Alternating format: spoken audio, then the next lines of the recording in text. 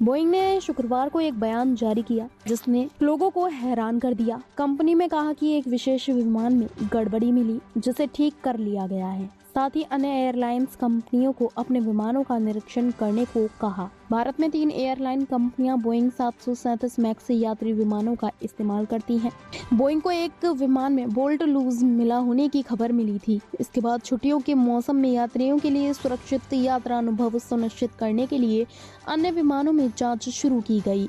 भारत का विमानन नियामक नागरिक उड्डयन महानिदेशालय DGCA स्थिति पर बारीकी से नजर रख रहा है और अकासा, एयर इंडिया एक्सप्रेस और स्पाइस जेट के संपर्क में है, जो बोइंग 737 मैक्स यात्री विमान संचालित करते हैं।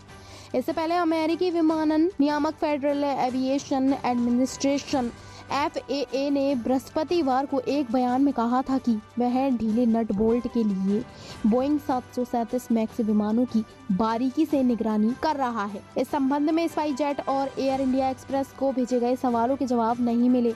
हालांकि अकासा एयर ने कहा कि इस समस्या से अब तक उसके परिचालन बेड़े और विमान आपूर्ति पर कोई असर नहीं पड़ा है। DGCA ने कहा है कि वह अपने अमेरिकी समकक्ष और बोइंग के संपर्क में है और वर्तमान में की जा रही जांच उड़ान सुरक्षा सुनिश्चित करने के लिए नियमित प्रक्रिया का हिस्सा है।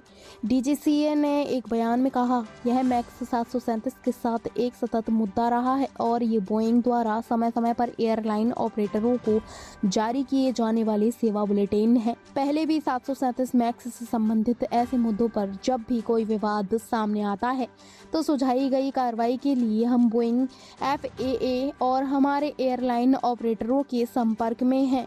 अकासा एयर के प्रवक्ता ने कहा है कि बोइंग ने उन्हें इस मुद्दे के बारे में सूचित किया था।